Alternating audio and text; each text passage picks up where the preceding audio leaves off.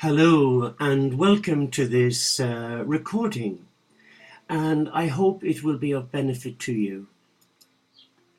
Many of us sometimes struggle with prayer, effective prayer, and only recently I came across an article which I thought, I wonder if this is worth sharing with the community that we belong to, the Teo community of Interfaith Franciscans. And this article really moved me to the point of doing this recording. It's 7 steps to effective prayer, or 7 practical steps to effective prayer. And it was by Anita Judith. So let's share with you from her notes and let's connect with our heart. She said, "There's no more time like the present and nothing like our present time that urges us to pray for the healing of our world. So much suffering, so many forces beyond our control. Sometimes prayer is our only way to send our intention out to the powers that be. At least it's one form that is always available. More and more people are coming back to understand the power of intention to influence reality. How much greater is the power of group intention? Not that we don't still have to pay attention, green up and get involved actively, but prayer is something that addresses the deeper underlying level. And interestingly, Deepak Chopra says, the universe forms itself around our questions. Prayer is the deep asking that begins a conversation with the intelligence of the universe. It doesn't matter what you call this intelligence, higher mind, God or goddess, the force, or a deity by any name. Prayer is a unification of mind and heart that arises in the gap between the way things are and the way we know the possibility of our intention coming into being.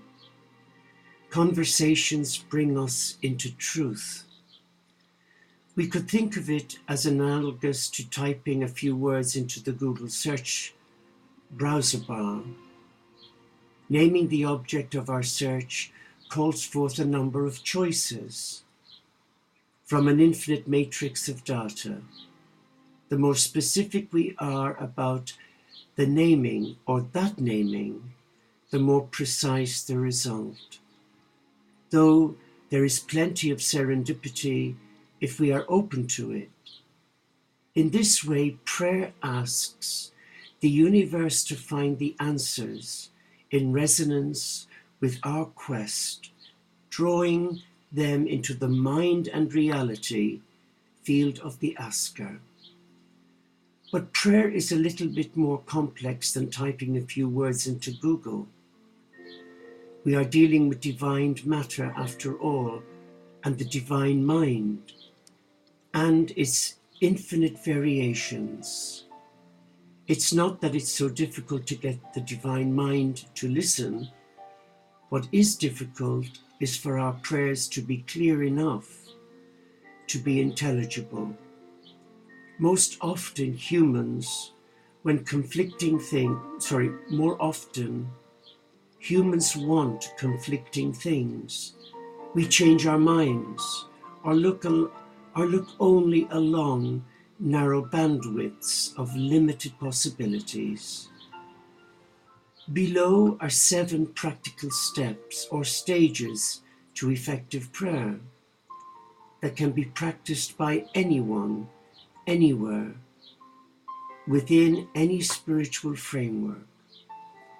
They can be seen as a template for harvesting collective consciousness toward our co-creation of a positive future. Action is still required. But action that takes place without proper alignment requires tiresome effort. Action introduced into a prepared matrix becomes joyful and effortless. So here's step 1 of the 7 practical steps. And the first step is humility. Humility begins with what is. It is an admission of the limitations of our personal power, the realization that there are always pathways we cannot see, and that there is a power greater than our own mortal powers. Humility is a way of emptying out our mental and emotional constructs that have previously gotten in the way. In the 12-step programs, it is the first step, humbly admitting we are powerless over our addiction and that there is a greater power that can restore us to health. Humility relates to chakra 1 in the body, as it typically takes us downward toward the earth, a realm that too many spiritual systems have deemed as lowly or inferior. The classic postures of humility are kneeling, prostration, or child's pose. It is the first step in making a room for a greater power. Humility also brings us into simplicity, into the sacred, and empties the vessel so that it can then be filled. As a monk who's embraced Celtic Franciscan spirituality, we empty our vessel so that we can fill it with the love of a loving God, a God that empowers us to self-heal by grace. So step 2 is alignment. After humbly emptying ourselves for the work, the next step is to align our body, our mind, and our spirit in such a way that spirit can best move through you. Attitude is the way we face into a force. Think of a sailboat moving across the sea. The wind may blow in any direction, but how we tack the sail determines the direction we move our boat.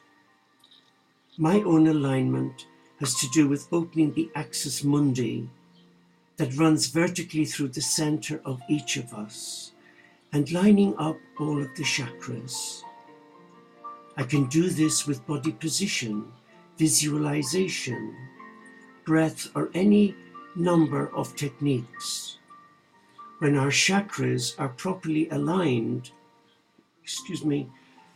I become the most effective vessel for channeling God's energy. I am not a healer. Christ is the healer. We're a conduit, a vessel, like an aerial on your rooftop or a satellite dish. If we are trying to harvest the energy of the sun with a prism, we find just the right angle to focus the light. Alignment focuses our attention the way a flashlight focuses a beam of light to reveal whatever it is trained upon. Alignment brings us to chakra number 2, for it begins the process of direction. And alignment is plugging the cord, alignment,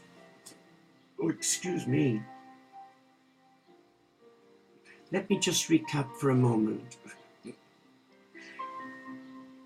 When my chakras are properly aligned, I become the most effective vessel for channeling energies. But if we're trying to harvest the energy of the sun with the prism, we just find the right angle to focus the light. Alignment focuses our attention the way a flashlight focuses a beam of light to reveal whatever it is trained upon. Alignment brings us, as I said, to chakra 2, for it begins a process of direction. Alignment is plugging the cord into the wall, tuning the radio to the right frequency, holding the opening of a bottle under the stream of a faucet. It is how we align self and other with the other, whether it be another person, our God, a deity, a force, or the environment. Now, step 3, we look at focus.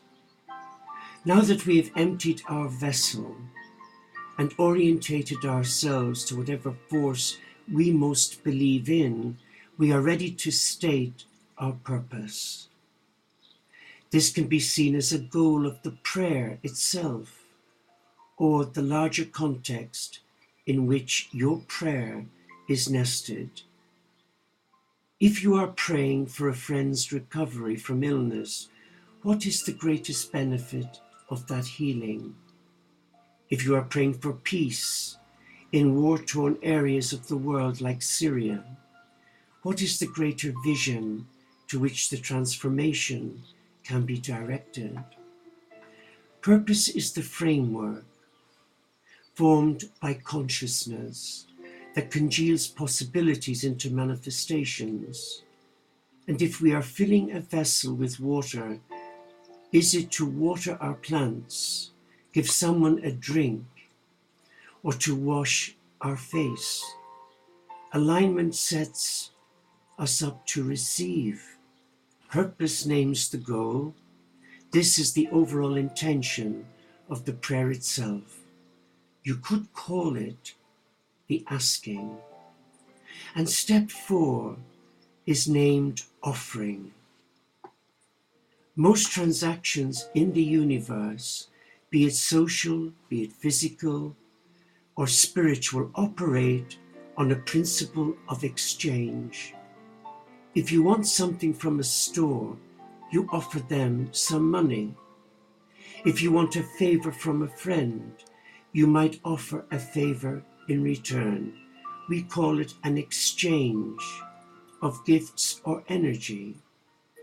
In the esoteric literature of the heart chakra, there is a small sub-chakra called the Anandakananda lotus, in which dwells the celestial wishing tree. This tree is said to bestow even more than is desired, but at the foot of the tree is a small altar onto which one fixes and makes an offering. An offering may be our contribution or our sacrifice. We may offer our loyalty, creativity, steadfastness, openness, or dedication. This willingness to contribute creates an openness. Think of how you react when someone offers to help. However, in the moment of prayer, we can also offer up anything that is not part of the prayer itself. If our prayer is to find love, we can offer whatever stands in the way of love. If our prayer is peace, we can release from ourselves whatever parts are holding on to anger, grudges, or unforgiveness. If we truly erase what stands in the way, we have nothing left but the product of our intentions. And step 5 is gratitude. Gratitude is the expression of appreciation before it happens. And after letting go of everything that is not our vision, we move toward appreciation of everything that is part of our vision. We don't have to wait for our vision to be fulfilled to practice this gift of gratitude. For gratitude in advance greases the channels for easy delivery. Think of how you feel when someone asks a favor and tells you how grateful they are before you even do it. Gratitude affirms our belief that our intention will be fulfilled, and in the best way possible. It opens the channels of reception. And then we come to step 6, reception. Just as a blueprint shows builders how to arrange the stacks of lumber and materials into a house, the pictures we hold in our mind form an energetic blueprint that constellates the flotsam and jet stream of reality into a form. Our visualizations represent the first step in the descent of energy from the crown chakra, moving toward manifestation. As we focus on our picture of our desired outcome, we must hold it with the openness of a created vessel. Our vessel gives reality its shape, but the vessel must be empty to receive. We can ask for all the guidance we want, but if we don't quiet ourselves long enough to receive it, our asking is in vain. So mirror aspect of our visualization is to create enough time and space to receive whatever we are asking for. Make room for it. And step 7, realization and fulfillment. The realization of our dream is its fulfillment. Can we truly allow this to happen? Can we open ourselves wide enough? Can we let ourselves have it? Can we truly believe it? Many people block their manifestations at this point because they do not let themselves get filled up. We must be open to change, open to receive, and open to fulfillment. If all the other steps are done fully, this step should be the easiest, for you've already set up all the coordinates. May all your prayers be fulfilled in the best possible way. May our prayers for the world be fulfilled where they are most needed. Now that was probably a lengthy article to read to you, but put it simply, what I have done over the years, as a Franciscan, I try and keep everything simple. My prayer life, simple. And many times I struggle. Oh yes, many times I struggle in prayer. But I have a simple blueprint. And it's 4 letters. And it forms one word. Acts. A-C-T-S. Acts. A for adoration. You come into the presence of the divine. You adore the divine. You praise the divine. You give glory to the divine. And the letter C represents contrition, that in your heart there is deep sorrow for the wrongdoing that you may have done in your life towards yourself or towards another. And T represents thanksgiving, giving thanks to our God for the many gifts we've received, for our body, for having 2 hands and 2 legs, 2 eyes, 2 ears, a nose and a mouth. We give thanks to God even for the situations that we find ourselves in when we struggle with ill health. I battle with illness for many years of heavy lifting through a spine that's crumbling in the lumbar region. And rather than fight it now, after several years of struggling with severe pain, I bless it and I just give it to God. And S represents the word service. You give service to God. by living your life the way God intended you to live it, rather than stay stuck in the minutiae or wallow in what was and what could have been. You give the gifts that God has given you and you place them at the disposal of others. It may be something such as making a few cakes, maybe arranging flowers, or maybe doing an errand for an elderly person living next to you, maybe putting in a light bulb for them. Something simple.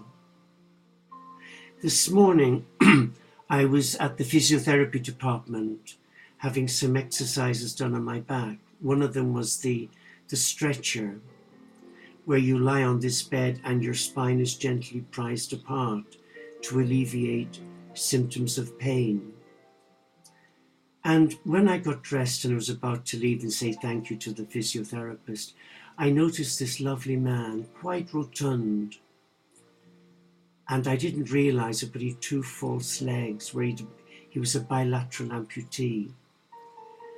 And it suddenly dawned on me, although I was told 2 years ago by a consultant that I would end up losing both legs because of the peripheral vascular damage from the trapped nerves and one thing and another. But I looked at this young man and he gave me such inspiration to go on thanking God for my 2 legs. I couldn't help but just say, Lord God, thank you that I still have my 2 legs to get about.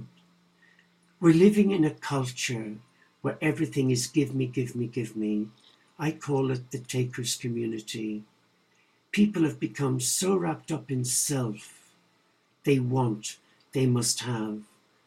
And many people email me for prayer, which is wonderful, because we go live every morning at 9 a.m. and 5 p.m. on this channel. But so many who email me don't even address you. They don't even leave their name. And it's as if they're demanding of you that you get their wants met, not their needs, their wants, their holiday abroad, a better car, flash clothes. Oh, God doesn't do want. The God I love, and I hope the God you love, only does need. He embraces you and provides for your needs. So recapping now on the article I read to you, the 7 practical steps that links in with the chakras. She talked about step 1, humility, step 2, alignment, step 3, purpose, step 4, offering, and step 5, gratitude, step 6, reception, and step 7, realization and fulfillment. If I can be of any help to you at some time, and you do genuinely want a prayer request, email me. And you can get the email on the website address which I've provided. So let us just conclude with a short prayer. Let us just be still for a moment in this mad, busy world. Let us just be still. Father, Mother God, in the presence of all here, we give you thanks for your gift of love to each and every one of us. You have called us by name. You have carved us in your image and likeness, and you bestow upon us every waking moment many gifts of blessedness. You provide for all our needs. You take care of us. And all you ask of us is that we will receive your love.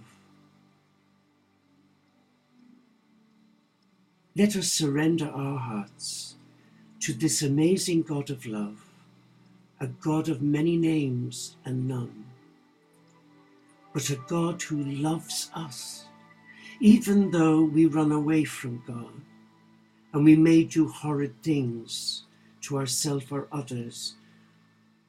But God's love is still available for us, And all we have to do is to surrender our heart to love. Thank you for joining me for this live video, and may I wish all of you a blessed day wherever you may be. And if you found the talk helpful, then please feel free to go on my YouTube channel, which has been running now for about 5-6 years, and I think there's 2,000 and something videos, and they're on every subject, but it was Christ speaking through my heart in the sharing on those videos. There were no scores to point, no hidden agenda to convert you to my way of life. But I know that they've touched many lives, especially those living with depression and mental health issues. So I wish you all a blessed day, wherever you may be. Namaste, Shalom, Inshallah, Pax et Bonum, OmShanti, Solo di Caritas, Salam Alaikum, and may the peace of your God reign supreme in your heart today, and let there be no fear. Prayer is a gift from God. It's a relationship where we converse with God, and the best prayer is the silent prayer, to let God speak to us in our heart. Till we meet again, take care.